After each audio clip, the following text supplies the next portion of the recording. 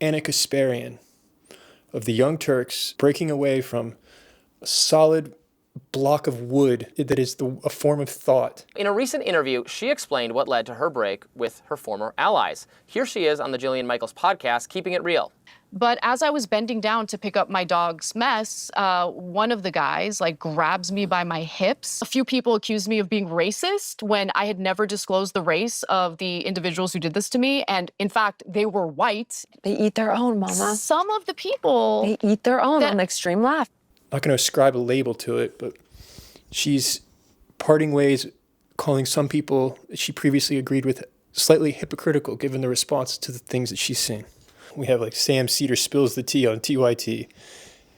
Sam Cedars, I don't understand this. My sense is that at TYT, they saw Hassan make just a ton of money and have a huge amount of success. And I think there was, in certain parts of TYT, there was resent. So TYT got jealous of Hassan, and that's why TYT... What's your point? I mean, I know for a fact you've been at this a long time. You actually believe that you could have done other things and you decided to put politics first. I feel like a lot of people, they just realize, oh yeah, hey man, a lot of dumb people will watch right-wing YouTube and they'll praise me and they'll send me super chats and I won't have to stand on my feet for 8 hours a day. I won't have to work in a cubicle. I can be praised all day. The reason I wanted to talk about this is because there is a connection to my own life. That's the idea that you're just getting handed money, hand over fist if you're to disagree with the left. But the reality of my own life, at least, I can only speak for myself, it's the very opposite. There's definitely a cost. I'll give you an example. So this is a message I received yesterday from an immediate family member. Warren, I just watched your last video post and I'm so disappointed. You really should not get involved with criticizing all the many people that are doing so much to help. I just talked to the guy who's helped cutting my wood, and he said that federal government has been unbelievably helpful, and there's people everywhere helping as fast as they can.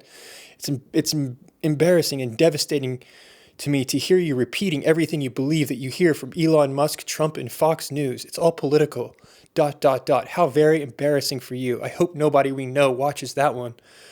That's in response to that video I did a week ago about the hurricane. And this is coming from an immediate family member who is not in North Carolina witnessing any of this.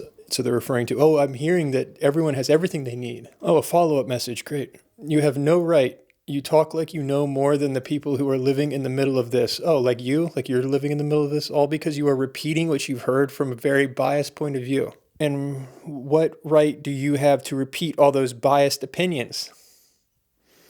So it wouldn't be wrong if I repeated your opinions. Great. It's all, effing politics, and you've decided it's your life's work.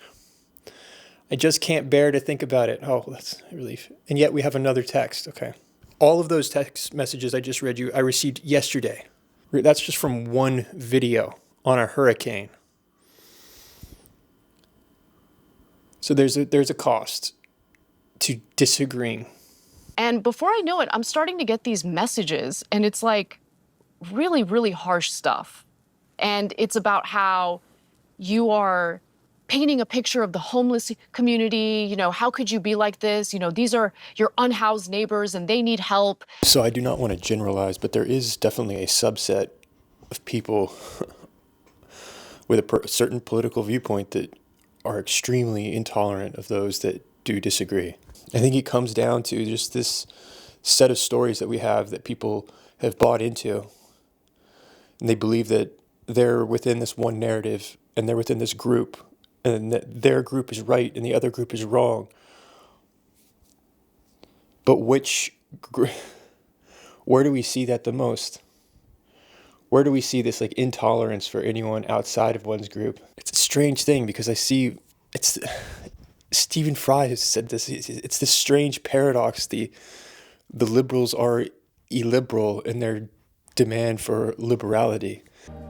This strange paradox that the liberals are illiberal in their demand for liberality. They are exclusive in their demand for inclusivity. They are homogeneous in their demand for heterogeneity. They are somehow undiverse in their call for diversity.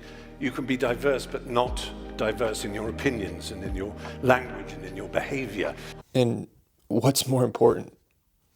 Who cares what people's skin color is if we all think the exact same way? It's how are we ever going to make progress? What's more important? What we think and do, or how we look? Anna Kasparian seems like she's just genuinely intrigued in the pursuit of what is logical. I'm sure we disagree on many things, but I made a video montage 2017 when I was doing video editing kind of to contend with a lot of this thinking. One of the first things I posted on Twitter, I posted that, and I ended up deleting it. You call some of the Trump supporters deplorable? Don't walk those comments back. You said it because you mean it. When you walk it back, it makes you look like a clown. I'm going to keep it 100, okay? They are deplorable. Anyways, I took that down because I didn't feel like it was fair to her, and she's grown and she's shown herself to be someone who's interested in the truth, and that's all you can ask for. I'm not going to say that what I know is the truth necessarily, but I'm going to try and get to the truth. I'm not going to insult someone who seems to genuinely try and reach the truth. If the pursuit is genuine, what I have an issue with are things like what I just read. People, that seems to be a great indicator. If you're going to behave like that, if you're going to talk to someone like that, you're probably on the wrong side of this. That just makes me more adamant. There's going to be people that are extreme on all sides of politics. It's rare that I encounter someone, it's like, oh, wait a minute, you dislike conservatives or you hate Trump? Well, I'm not going to speak to you. It's like, that's the common denominator. That's like the average. When you're encountering the average, it's not even worth commenting on. So I don't see people really going after people like that. I don't see conservatives behaving on average in that way, typically. Is Anna Kasparian really leaving the left? Is that a fair characterization? Leaving the left? I don't think Anna Kasparian is now a conservative, so I don't think that she has left the left. But she has acknowledged the subset of extremists that exists within the left, and there are extremists on the right as well. And that's a big step, being able to acknowledge where your side can go too far. It's so silly I hate looking at this as sides, but it's similar to looking at oneself and recognizing when you are capable of going too far, making a mistake, and being wrong. And that requires a certain honesty and vulnerability that it's not comfortable. People do not like that. So they usually just avoid it and they don't talk about it.